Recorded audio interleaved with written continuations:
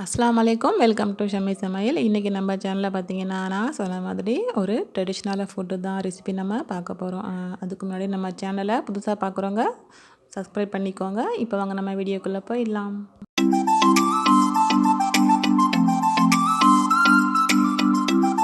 இதுக்கு நம்ம ஃபஸ்ட்டு கடல் பாசியை நான் கொஞ்ச நேரம் ஊற வச்சுருந்தேன். ஒரு 10 நிமிஷம் நான் ஊற வச்சுருந்தேன். அதை இப்போ நம்ம ஸ்டவ் ஆன் பண்ணி வச்சு விட்டாலும் நல்லா கொதித்து வரட்டும். அந்த கடல் பாசி நல்லா கரைஞ்சிரட்டும்.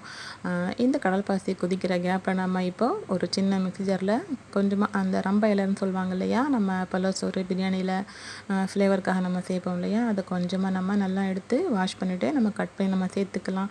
நான் சும்மா கையாலே உடச்சி தான் சேர்த்தேன். ஏன்னா கொஞ்சம் தான் என்னால் உடைக்க முடிஞ்சுது. நோம்பு வச்சு கொஞ்சம் டயர்டாக தான் இருக்குது போல். சரி, நம்ம இப்போ நான் கட் பண்ணி நான் கொஞ்சமாக சேர்த்துக்கிறேன். இப்போ நம்ம கொஞ்சமாக நம்ம அரைச்சிட்டு அதுக்கப்புறமா தண்ணி சேர்த்து நம்ம நல்லா அரைச்சிக்கலாம். அரைச்சிட்டு நம்ம இப்போ இதை வடிகட்டி எடுத்துக்கலாம். அவ்வளோதான், நமக்கு ரெடி ஆகிடுச்சு. இப்போ நம்ம இதை ஒரு பக்கம் எடுத்து வச்சிடலாம். கடல் பாசி நல்லா கொதி வருது எனக்கு.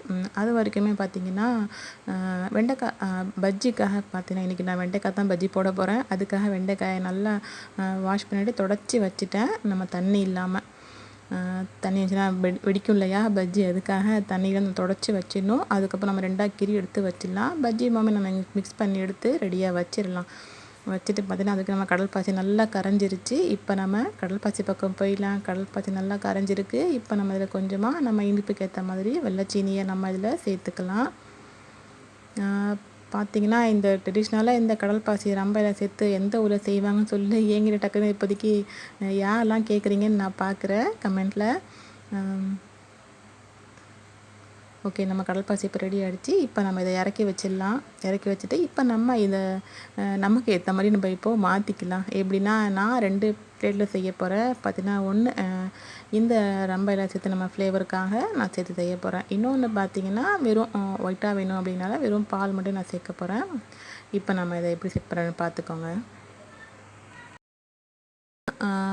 ஒரு பிளேட்டில் பார்த்திங்கன்னா இந்த நம்ம ரம்பையில் அரைச்சோம் இல்லையா, அதை நம்ம இதில் சேர்த்துக்கலாம். அவ்வளோதான். இப்போ நம்ம இதை நல்லா மிக்ஸ் பண்ணி விட்டுக்கலாம். அவ்வளோதான், நீங்கள் மிக்ஸ் பண்ணவும் தேவையில்லை, அதுவாக மிக்ஸே ஆகிடும். ஓகே, நான் இன்னும் கொஞ்சம் ஊற்றிக்கிறேன், கொஞ்சம் டார்க்காக வேணும் அப்படிங்கிறனால. அவ்வளோதான். இப்போ நம்ம ஒரு பக்கம் பிளேட்டில் ஊற்றி வச்சுருக்கோம் இல்லையா, அதில் நான் வெறும் காய்ச்சி ஆற வச்சுருக்கிற பசுமால் இருக்குது இல்லையா, அதை மட்டுமே நான் சேர்த்துக்க போகிறேன். அவ்வளோதான். எனக்கு ஒயிட்டும் வேணும், இந்த க்ரீனும் வேணும் அப்படின்லாம் செஞ்சிட்ருக்கேன். நீங்கள் வெறும் அந்த க்ரீன் வேணும்னா செஞ்சுக்கோங்க. இன்னும் மோல்டிங்கில் போட்டிங்கன்னா இன்னுமே நல்லாயிருக்கும். குட்டீஸ் கொடுக்கறதுக்கு இன்னுமே நல்லா இருக்கும், இன்னும் விரும்பி சாப்பிடுவாங்க. நான் இன்றைக்கி கட் பண்ணி நான் வைக்க போகிறேன் அப்படிங்கிறனால இந்த மாதிரி நான் ஊற்றிக்கிட்டேன். ஓகே, இன்னும் கொஞ்சம் கடலைப்பாசி நமக்கு மீந்துருச்சு இல்லையா, அந்த கடலைப்பாசியை இன்னொரு சின்ன பவுலில் நான் மாற்றிக்கிறேன்.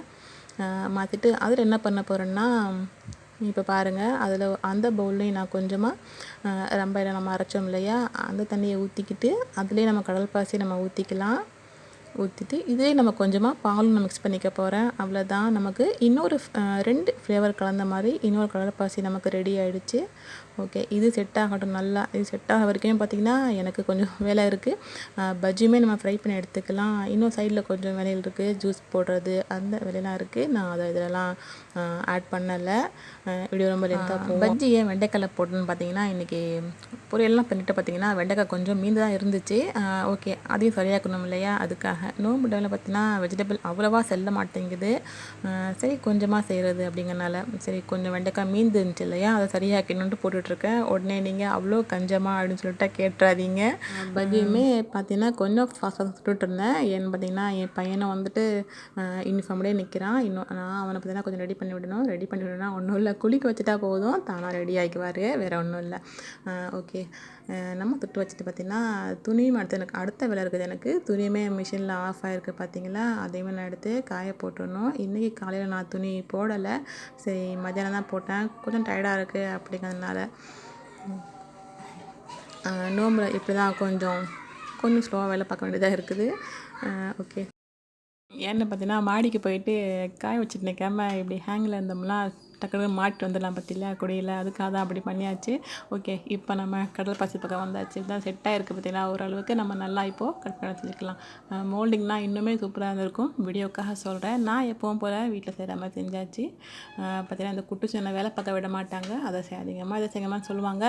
இருந்தாலும் பார்த்திங்கன்னா கடல் பாசி நம்ம கேட்பாங்க இல்லைன்னு சொல்லி நான் செஞ்சுட்டேன்.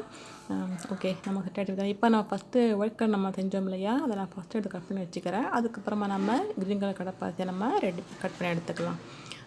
நான் இந்த ரெசிபி பார்த்திங்கன்னா செஞ்சுட்ருக்கும்போதும் யோசனை தான் இருந்துச்சுன்னா என்னென்னா, இந்த ரெசிபி கூட யாராச்சும் யோசிச்சிருப்பாங்களோ அப்படின்னு தான், வேறு ஒன்றும் இல்லை.